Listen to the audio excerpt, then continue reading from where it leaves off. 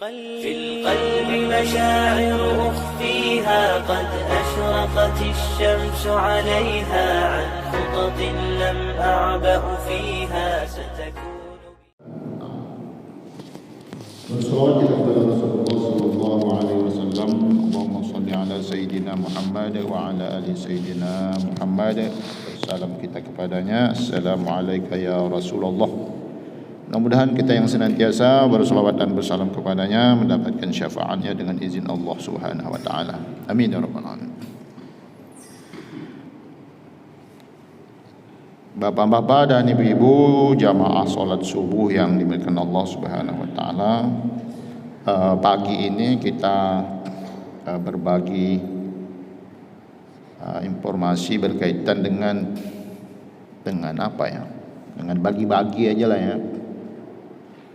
Karena orang kita ni harus kuat dengan bagi-baginya ni. Karena standar umum kita biasanya lebih senang menambah dan mengurang saja.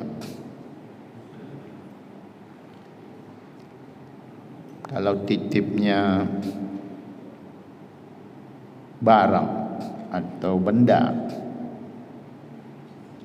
kemungkinan dia akan berkurang. Kalau titipnya pesan, kemungkinan dia bertambah. Maka kita coba berkaitan dengan bagi-bagi ini. Nah, bagi ini ternyata luar biasa. Dan kalau membaginya pandai, insya-Allah tak kelahi dia. Tapi kalau baginya tak pandai, kelahi dia nanti. Dan itu dah banyak terjadi di dunia ini. Sampai sekarang itu luar biasa. Jadi kita coba bahas berkaitan dengan warisan. Kalau bahasa ininya ilmu faraid.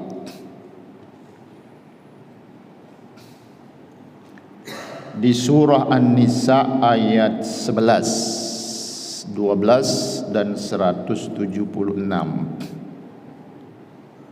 Itu yang khusus berkaitan dengan ilmu faraid.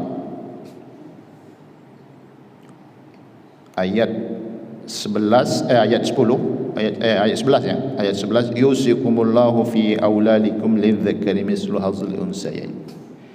Nah, ini sedikit berkaitan dengan asbabul wurudnya, asbabun nuzulnya. Karena dia ayat Al-Quran. Ada dua. Pertama berkaitan dengan Jabir bin Abdullah. Suatu ketika Rasulullah datang ke rumahnya. Sampai di rumah Jabir itu, Jabir dalam keadaan tidak sadarkan diri. Kemudian Rasulullah mengambil air putih, kemudian dipercikkan ke wajahnya Jabir. Kemudian terbangunlah Jabir. Ketika Jabir bangun, Jabir bertanya kepada Rasulullah, "Wahai Rasulullah, apa yang saya harus lakukan dengan harta saya?" Rasulullah tidak langsung menjawab, karena waktu itu belum ada ayatnya. Maka turunlah ayat Al-Quran surah An-Nisa ayat 11. Itu kisah pertama, artinya asbabun nuzul yang pertama. Kemudian asbabun nuzul yang kedua itu tentang Sa'ad bin Rabi'. Jadi datanglah istrinya Sa'ad berserta dua anaknya menghadap Rasulullah SAW. "Ya Rasulullah, ini anaknya Sa'ad, dua orang perempuan. Sa'ad sudah meninggal dalam perang. Sementara hartanya dipegang oleh pamannya. Nah, bagaimana kami memanfaatkan harta itu?" Maka turunlah ayat 11 surah An-Nisa dan ayat 12 itu. Nah, singkat cerita pembahasan kita, nah dari situlah, dari ayat 11, 12 dan 176 surah An-Nisa itu dapatlah kita pengetahuan yang sudah disampaikan oleh para ulama kita dan para penulis berkaitan dengan buku-buku yang berkaitan dengan ilmu faraid, ilmu mawaris. Jadi dari ayat itu, ayat 11, 12 dan 13 itu ada 6 golongan yang punya hak di situ. Di dalam ayat itu disebutkan oleh Allah Subhanahu wa taala. Jadi angkanya itu sudah Allah sebutkan.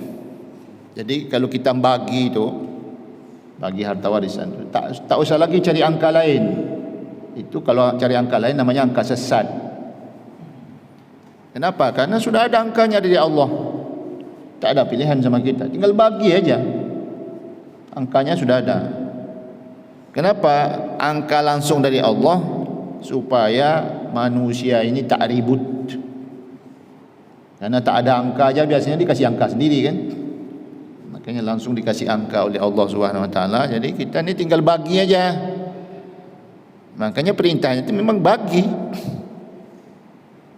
Jadi harta yang kita punya sebagai orang tua, kita punya anak, entah berapa anak kita, laki perempuan, kita punya saudara, kita punya cucu dan lain sebagainya. Katakanlah seperti itu dalam kehidupan kita. Nah, pembagiannya itu nanti tinggal 2 model aja. Kalau warisan itu pasti berkaitan dengan meninggal. Kalau orang tua kita, baik ibu maupun bapak, kalau belum meninggal, dia belum jadi harta warisan.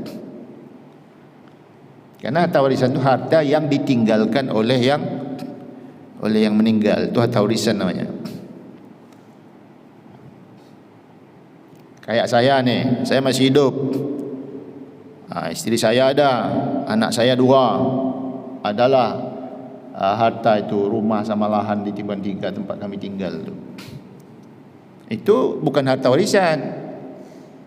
Kenapa bukan harta warisan? Karena bukan harta yang diberi oleh orang tua saya.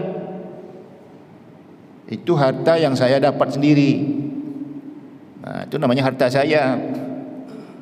Jadi nanti kalau saya meninggal atau istri saya meninggal, itu menjadi harta warisan untuk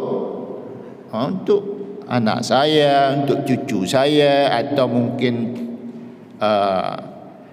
pamannya anak saya, makciknya anak saya, artinya saudara kandung saya ya, baik yang sebapak maupun yang seibu. Nah, itu begitu nanti dia. Nah, itu yang disebut dengan warisan.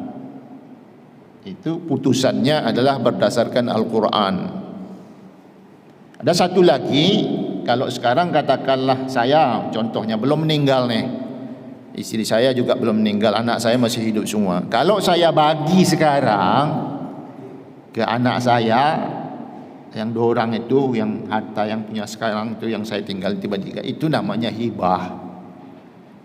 Nah, hibah itu bebas. Hibah itu bebas baginya. Kenapa? Karena dia tidak ada angka. Bebas. Ni kamu 1, ni kamu setengah, ni kamu tak dapat, bisa. Nah, punya saya. Dan anak saya belum berhak dapat. Kenapa? Karena saya masih hidup. Jadi bebas saya baginya. Makanya ada kalanya pembagian hibah itu untuk yang laki sama yang perempuan itu sama besar, sama nominalnya, sama luasnya, seperti itu. Tapi kalau sudah salah satu meninggal, dia tak bisa lagi dibikin hibah. Dia wajib ikut Al-Quran. Nah, nanti bukalah tuh, nanti bahas sendiri, buka di rumah, jangan nonton TV aja yang tak jelas tuh. Nah, buka sekali. Kan tiap hari dah nonton TV pun. Sekali aja, bukalah tuh ayat 11, 12 dan 176. Buka asbabun nuzulnya. Nah, nanti backnya tu ke kita. Contohnya tu ke kita. Nah, saya punya apa? Anak saya berapa? Laki berapa? Perempuan berapa? Saya masih punya saudara kandung enggak? Dan lain sebagainya. Masih punya orang tua enggak sebagai atuk dan anak? Nah, nanti contohnya kalau saya meninggal, ini dapat berapa? Kalau istri saya meninggal, ini dapat berapa? Kan gitu nanti baginya. Supaya tidak kelahi. Karena banyak yang kelahi ni. Kemarin hari Khamis ada saudara kita yang konseling itu sampai lehernya dipakai itu tu. Pakai apa namanya tu? Apa namanya itu dokter? Yang untuk leher itu? Apa namanya? Itu untuk apa tu? Penyangga leher. Saya tanya, Pak, itu kenapa pakai itu, Pak? Inilah Pak katanya. Ternyata itu gara-gara bapak yang jawab sendiri kan. Sampai penjaga lehernya. Belum selesai. Kenapa? Karena warisan yang ditinggalkan oleh orang tuanya miliaran. Di mana tak kelahi dia. Orang tuanya tak sempat.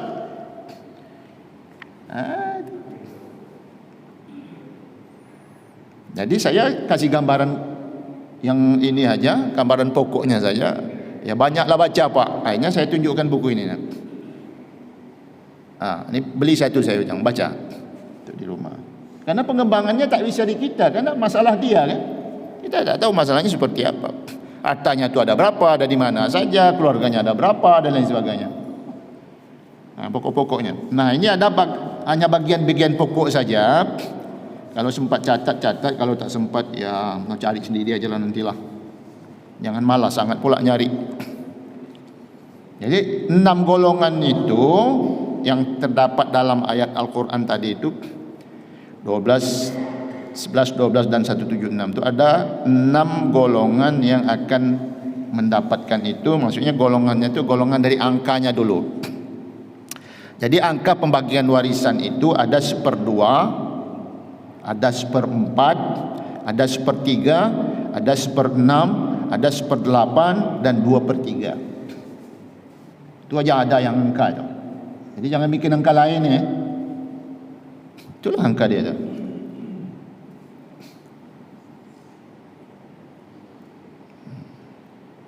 Dah jelas kan angkanya?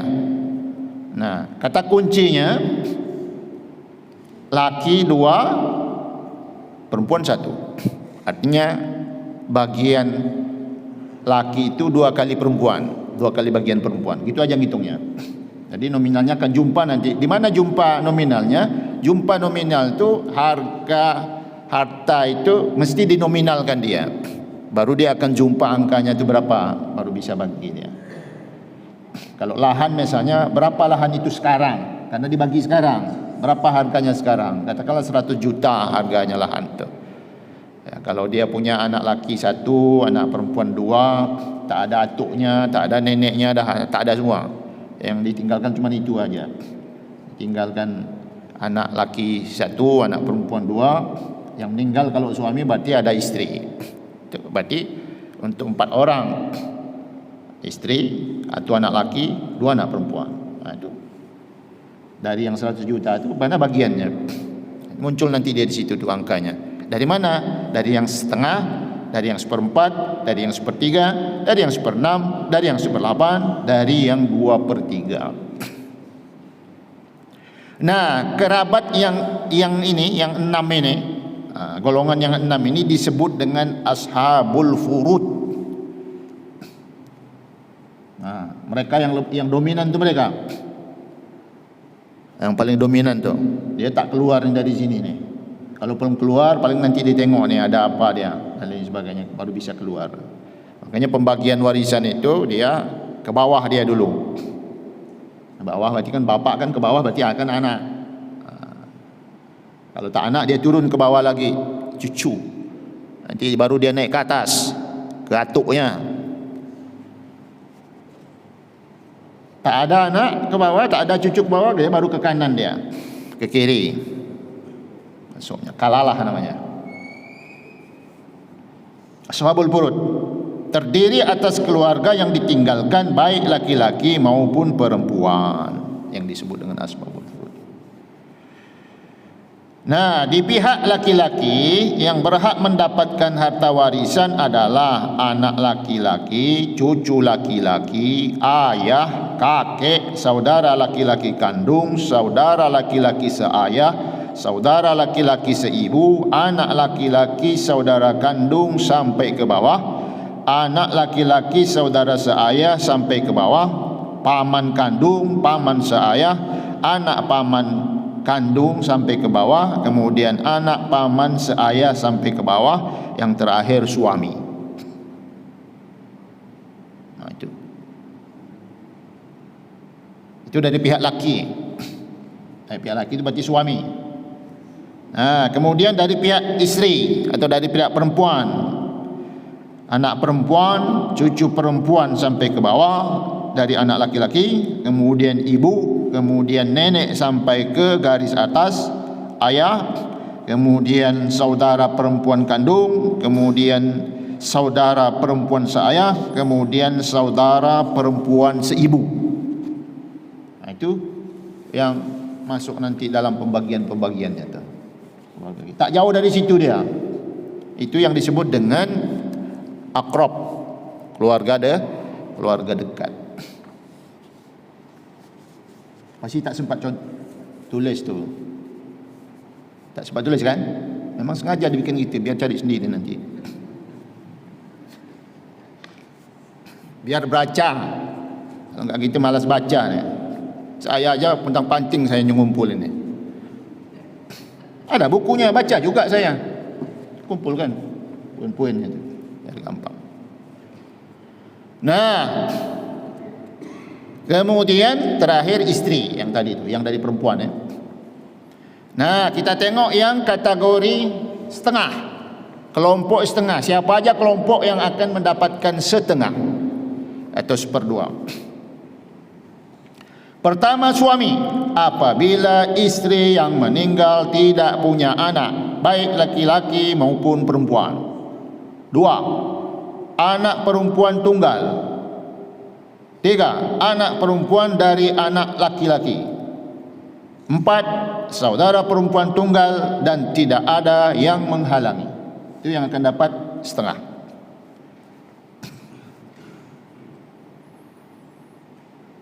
Kategori seperempat yang akan mendapatkan seperempat dari harta warisan.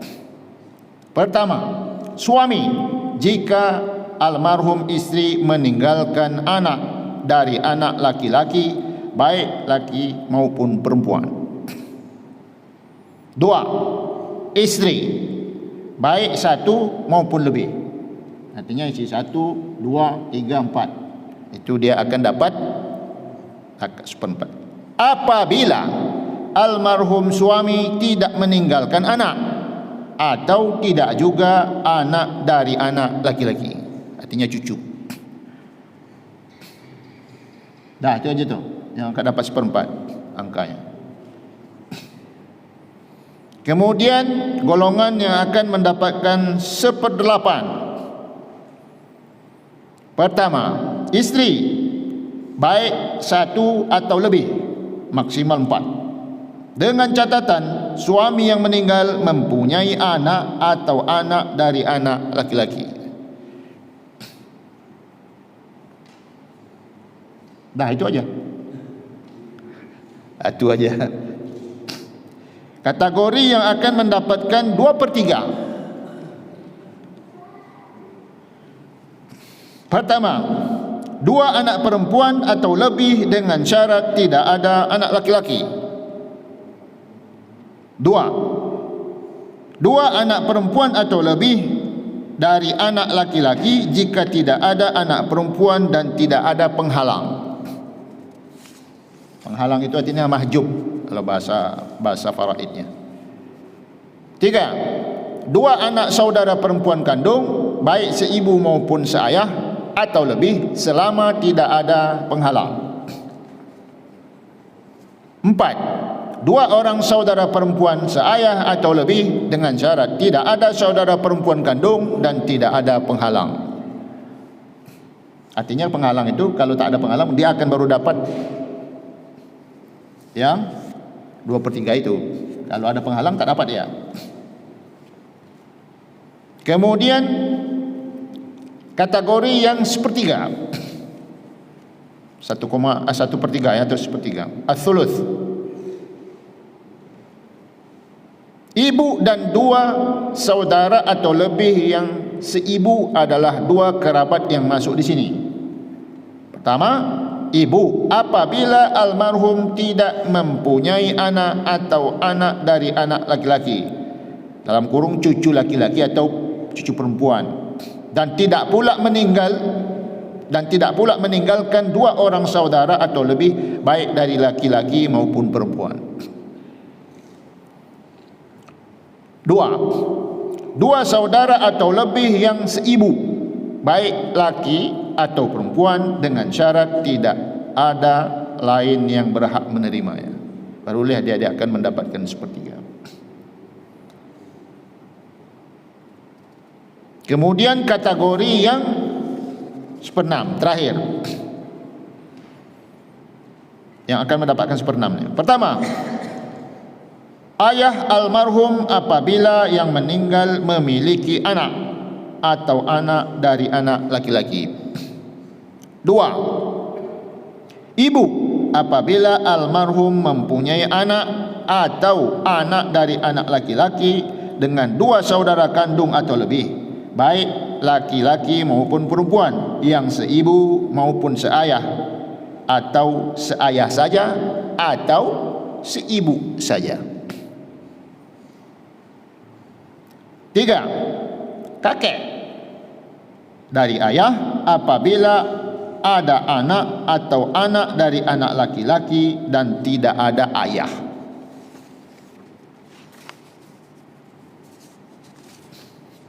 4, nenek baik dari jalur ibu maupun dari jalur ayah selama tidak ada ibu.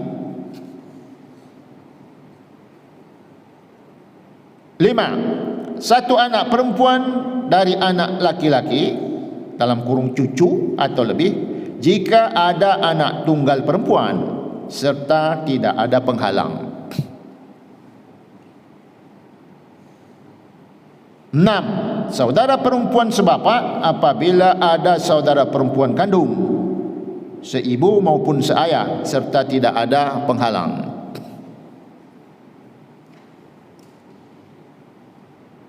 Terakhir, berapa itu? 7, saudara laki-laki atau perempuan seibu jika tidak ada penghalang. Dah selesai. Itu pokok-pokoknya. Nah, kan? Dengar gini aja dah ngantuk semua kan? Tinggal hitung aja harta masing-masing.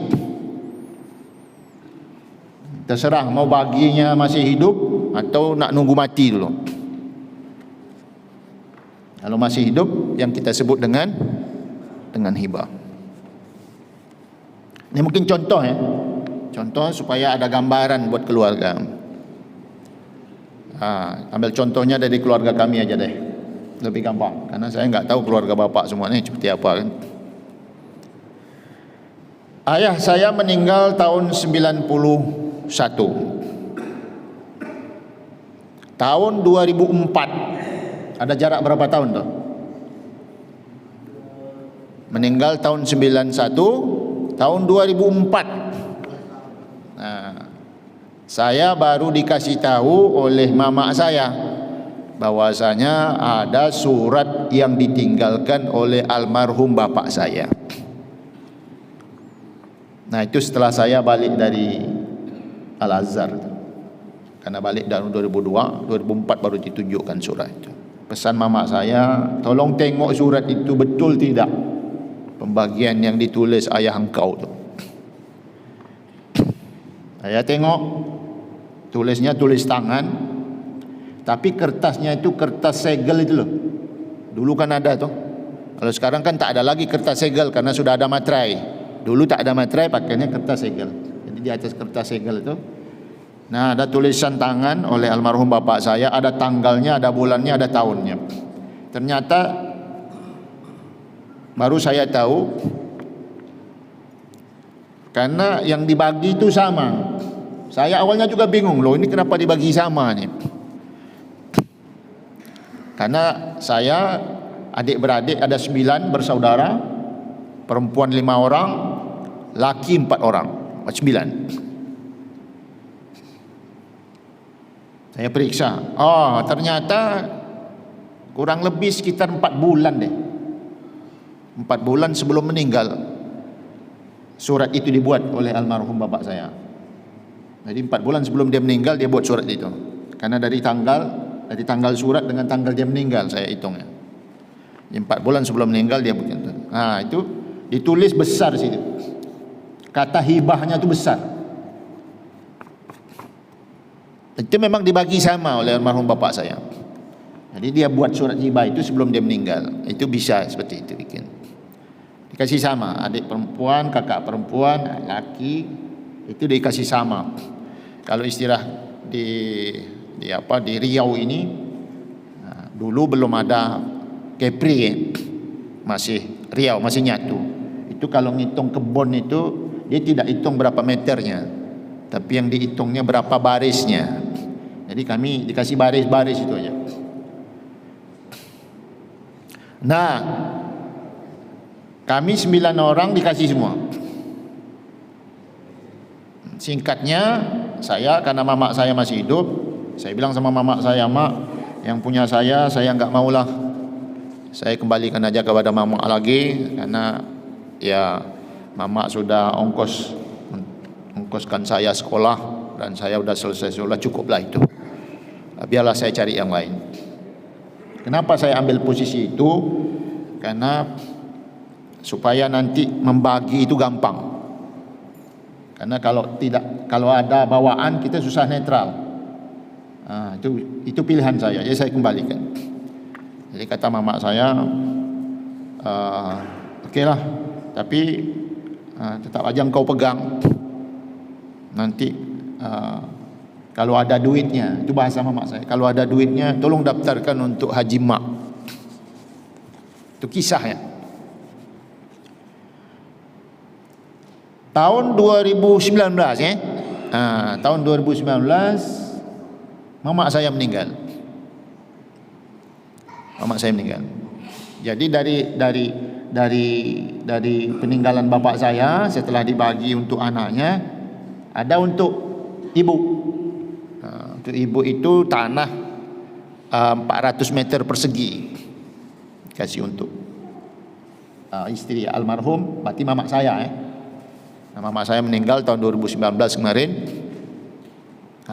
Yang 400 meter ini belum dibagi, tak ada suratnya. Cuman mamak saya hanya bikin surat kuasa saja. Dia bikin surat kuasa menguasakan itu supaya nanti dibagilah, istilahnya begitu. Pokoknya bahasanya apapun yang ditinggalkan tolong diurus dengan baik. Di surat kuasa ke saya, karena saya anak laki-laki yang besar. Setahun setelah meninggal, berarti tahun 2020, saya kumpulkan adik kakak saya berkaitan dengan yang 400 meter ini. Saya kumpulkan. Nah, waktu saya kumpulkan itu, kami tinggal 8 bersaudara. Karena yang paling tua meninggal kena COVID. Tahun 2021 baginya. Panggil, saya kumpulkan tinggal 8 orang. Kakak saya yang meninggal kena COVID itu punya anak 4. 1 laki, 3 perempuan. Nanti mungkin ada yang model seperti ini kan di kita itu. Oke, saya kumpulkan. Nah, disepakatilah tanah itu yang 400 meter itu, karena saya jelaskan sama kakak adik saya, ini wajib dibagi. Itu perintah Al-Quran, perintah Allah. Kalau tak ditunaikan kita berdosa sama Allah, bersalah sama orang tua. Karena surat orang tua sudah ada untuk diatur baik-baik. Artinya jangan kelahi. Kuih sikit, tak banyak tu. Apalagi tembilahan, tak macam Batam. Batam ni maruknya dengan lahan banyak. Kenapa? Mahal. 1 meternya berapa juga? 1 meter sekarang NJOP-nya 805.000. Pasar. Untung mana ada. Orang jual masih main petak-petak. Jadi 400 meter persegi itu tahun 2021 tu saya tanya abang ipar saya, "Bang, ini kalau dijual sekarang berapa harganya, Bang?" "Itu 130 katanya. 130 juta aja." Ada. Itulah angka, itulah yang kami pakai untuk bagi ni 8 orang ni, 4 perempuan 4 laki. Jadi harus bagi dulu yang 8 ini, baru nanti untuk yang kakak yang meninggal tu, karena dia punya anak kan. Saya kumpulkan. Jadi 130 ini, 130 juta ni nominalnya, duitnya. Itu kalau orang kampung dengar 130 tu banyak. Kalau orang kaya dengar 130 itu kecil. Kita orang miskin dengar 130 itu besar. Besar pala kita jadi kan, nak menguasai semua tu. Saya kumpulkan. Saya jelaskan sama kakak adik saya. Nanti buka surah An-Nisa ayat 11 dan 12 saya. Kalau tak percaya sama saya, baca sendiri. Saya hanya kasih clue-nya saja. Untuk laki itu dapat 2, untuk perempuan dapat 1. Kenapa perempuan dapat 1? Kenapa laki dapat 2? Supaya nanti tak keliru menafsirkannya. Kakak perempuan, adik perempuan dapat 1. Adik laki, kakak laki dapat 2. Kenapa laki dapat 2? Karena nanti kalau dia beristri, istrinya perempuan, karena perempuan dapat 1, berarti 1 tambah 2 jumlahnya 3. Kalau yang perempuan dapat 1, nanti kalau kawinnya pasti dengan laki, tak mungkin dengan perempuan. Kalau laki, jatah dia 2, jadi tinggal digabung aja jatah kalian berdua suami istri itu 3, jadi sama nominalnya, adil. Kenapa? Karena laki dikasih besar, karena dia menanggung 3, sandang, pangan, papan.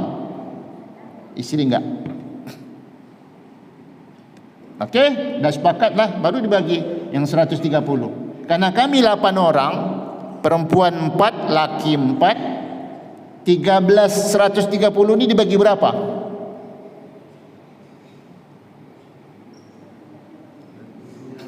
Hah? Hah? Hah?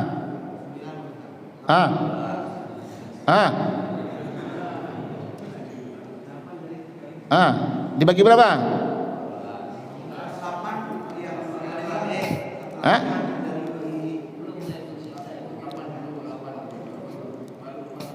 Dibagi berapa? Hah?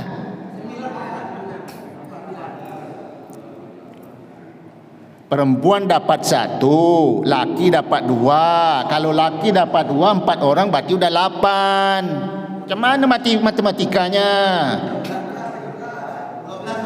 Perempuan 12 kan? Karena perempuan dapat 1, karena perempuan yang hidup 5, yang mati 1, berarti hitung 5. Karena kenapa dihitung 5? Karena yang meninggal ni nanti bagian dia dialihkan ke anaknya, ponakan saya. Jadi bagi itu baru matematikanya dapat 10.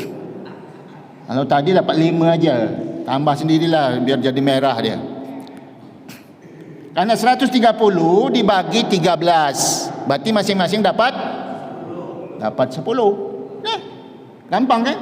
Yang perempuan 10, 5 orang. Yang laki karena dia dapat 2 kali, berarti 20 dah. Itu satu bagiannya. Okey, dah selesai ni? Belum. Ini satu petak 130 kalau jual. Nah, kita sepakat, kita yang hidup ni 8 orang, siapa yang nak ambil tanah ni dari 8 orang ni? Karena harus muncul nominal, harus muncul uang untuk bagi tu. Tak mungkin tanah 400 dibagi petak-petak. Macam mana caranya? Duit harus bisa. Sepakat mereka semua. Karena saya dari awal tak ada ambil, mereka limpahkan ke saya. Kakak adik saya je. Udahlah, Haruna aje lah. Kata adik saya, udah abang aje lah ambil tanah tu, tinggal nanti kasih kami duitnya. Dah sepakat, saya bikin BAP-nya je. Saya ambil itu tanah, saya kasih. Bagilah mereka. Yang perempuan dapat 10, yang laki dapat 20. Bikin tanda terima. Yang meninggal karena anaknya 4 orang, laki 3, perempuan laki 1, perempuan 3. Peninggalan dari mamanya itu 10 juta. Berarti dibagi berapa untuk anaknya ni? Dibagi?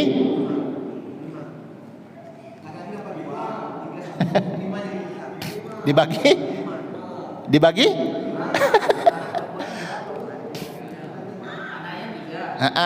Anaknya 4, yang perempuan 3, yang laki 1. Peninggalannya 10 juta. Dibagi berapa?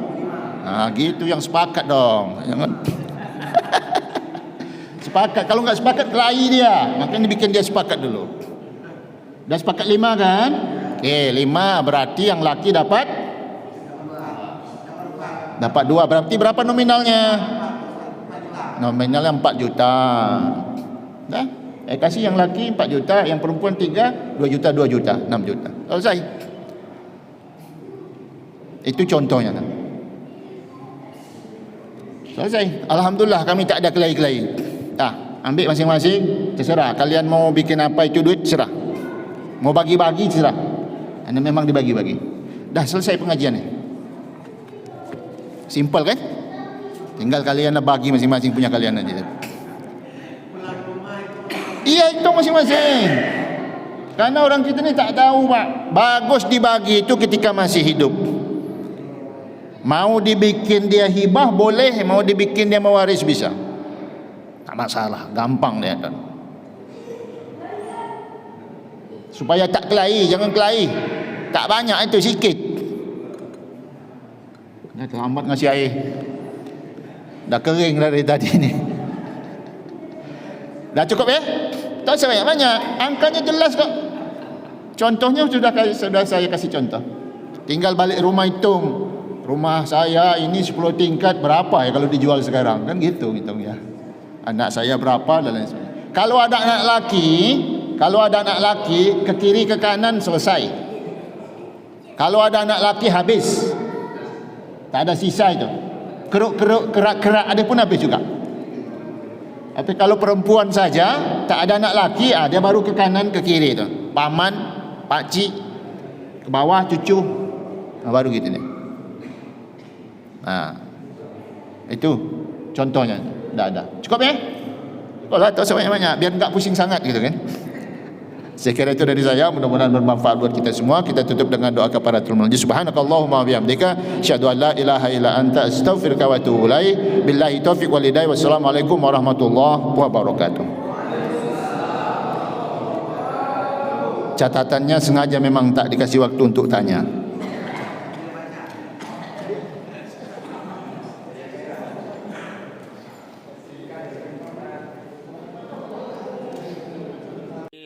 في القلب مشاعر أخفيها قد أشرقت الشمس عليها عن خطط لم أعبأ فيها ستكون